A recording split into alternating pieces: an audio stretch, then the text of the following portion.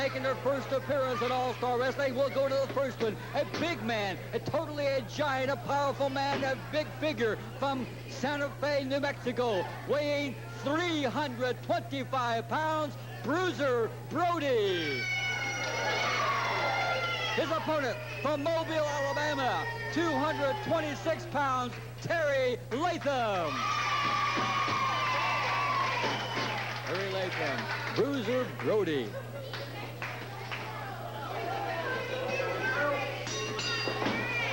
And I see right away on the far side is Colonel Buck Robley taking a jacket of Bruiser Brody. And this could possibly be the newest member of the Colonel's Army. I do not know exactly whether it is, but it would not surprise me. Nothing the Colonel does would surprise me. Bruiser Brody, a towering figure. He must be at least 6'6" tall, 325 pounds. Throws Latham across. Latham comes off hard, runs into the wall. Oh, look at Bruiser, just pick him up like a baby, high in the air.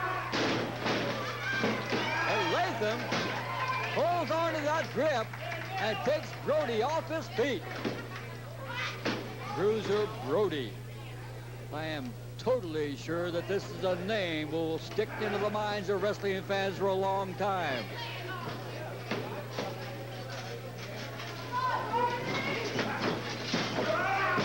Look at the agility of that man. Jumping high in the air, fantastic. Bruiser Brody unloaded one on Latham, put him down hard. The elbow just pops on the back of the neck of Terry Latham.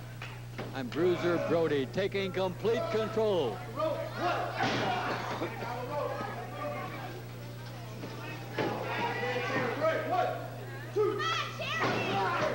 Bruiser Brody again, hammers away. The kick to the jaw. Latham in trouble in the corner directly above me. All the way on the far side. That kicked again to the jaw.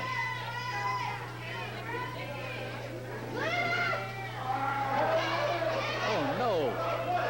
On the far side, people are hollering about the possibility of body, and I do not know exactly what on, but Terry Latham is angry, and he's battling back.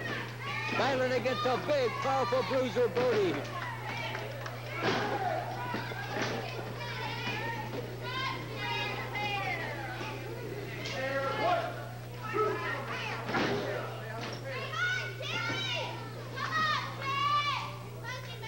Latham in trouble. Brody throws him across the ring. Then catches him as he comes off. Look at that!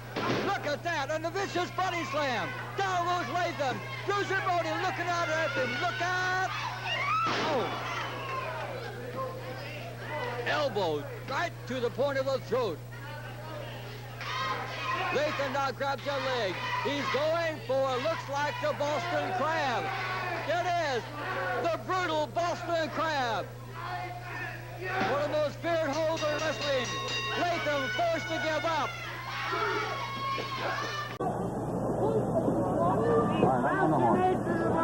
All right, there we go. Back to action now with Bruiser Brody and Jonathan Boyd, the Siamese Kangaroo Down type Boyd from Australia.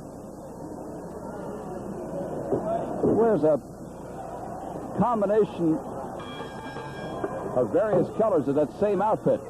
Reds and golds and greens and blues and all sorts. Must be the official Australian wrestling rig. Bruiser Brody stepping up. Going to touch a few hands. Got some tape on his hands. Bruiser, who is promising that his battle with Tanaka on Monday night will be something to view. And we shall probably see Tanaka coming out of his wrestling shell a bit, having being forced to use those things that undoubtedly he knows because he is a professor of jiu-jitsu, karate, kung fu. He is a 6th-degree black belt. Jonathan Boyd popping in on Bruiser. And Bruiser with that 300 pounds popping right back on him. And Boyd now running for a little cover over there. Side mare move by Bruiser Brody. A hulk of a man. The Bruiser. Rolling. Holding. The Kangaroo Man, Jonathan Boyd. Bruiser into the ropes. Boyd's given up a lot of height and size, but a rough, tough customer that he is, isn't going to turn away. Goes right after him. Banging away, Jonathan Boyd. And right back in.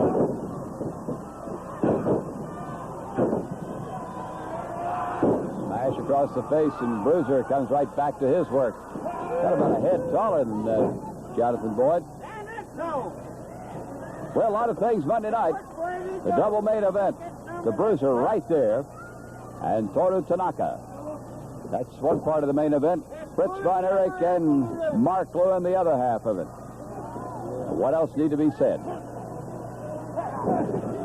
Just those two bouts will be the price of admission.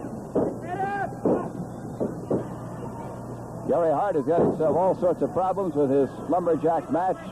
Followed on the next night with his man Lewin, so there's no telling what Gary Hart will look like by then. And J.J. Dillon still alleging that his man, whichever man it is, Sakurada or Tanaka or somebody, I guess Tanaka, is the uncrowned American heavyweight champion. Well, you'll have an opportunity to see that bout next week. We're going to show the videotape of that. Kevin Von Erich starting with Sakurada, going to Hito, then finishing with Tanaka, and you can determine yourself just what happened. You got to believe that Bruiser's having a warm-up here tonight with Boyd. He gets all set and ready to go. Well, there's the Bruiser working over Jonathan Boyd. Big Bruiser against Tanaka. Something to behold. And that's wrestling for tonight. This is which in this match, by request of both men, is only 1 minute. And in the bell.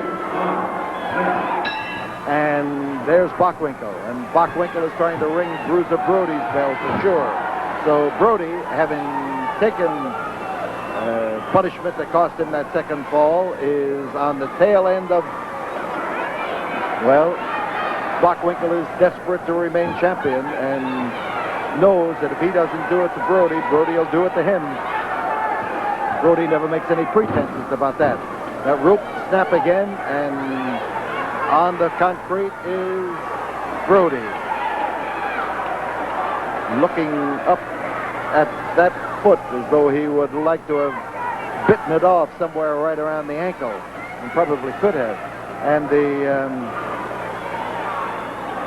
referee trying to get Bockwinkel to give Brody a clear shot at getting into the ring, and Brody has real problems. That unyielding turnbuckle has blasted him off of the apron.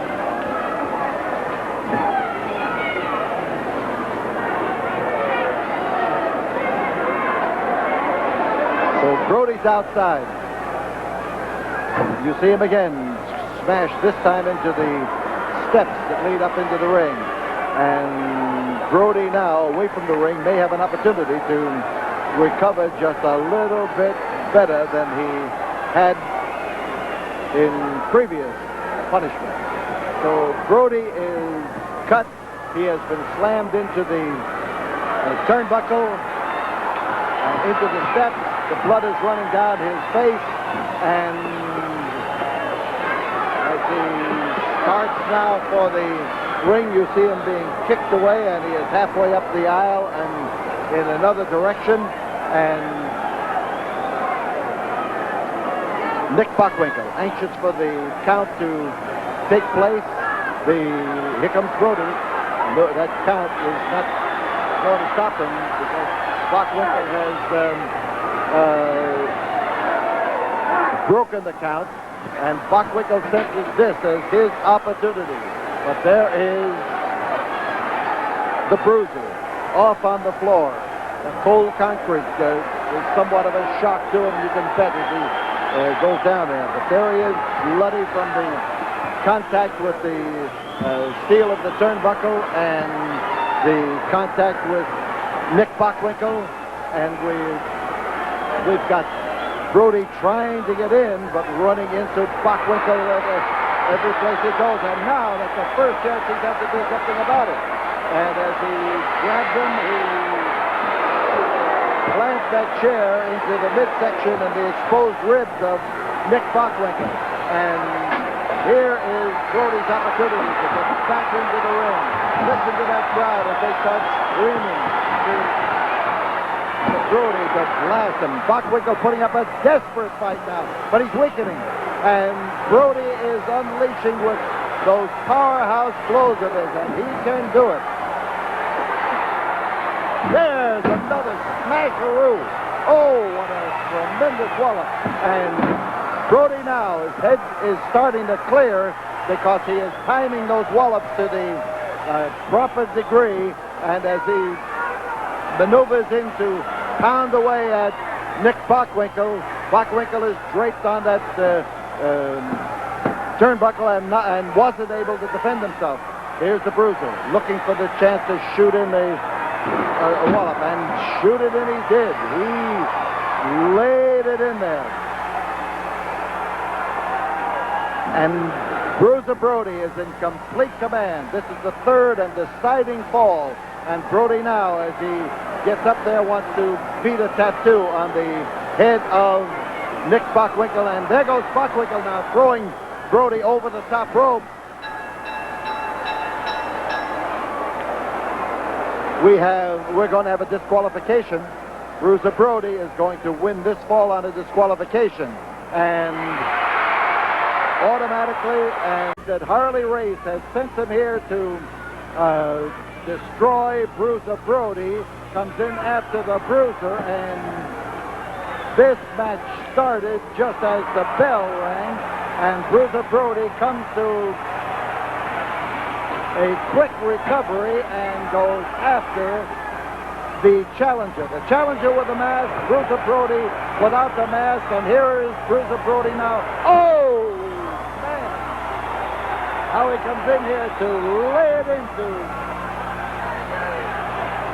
the challenger. Bruiser Brody with a driving drop kick, a tremendous move, and Bruiser Brody with a blast, and a blast it is.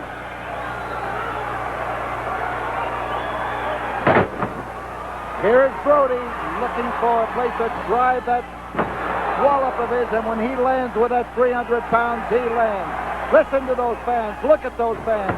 They know Brody is going to be giving the same treatment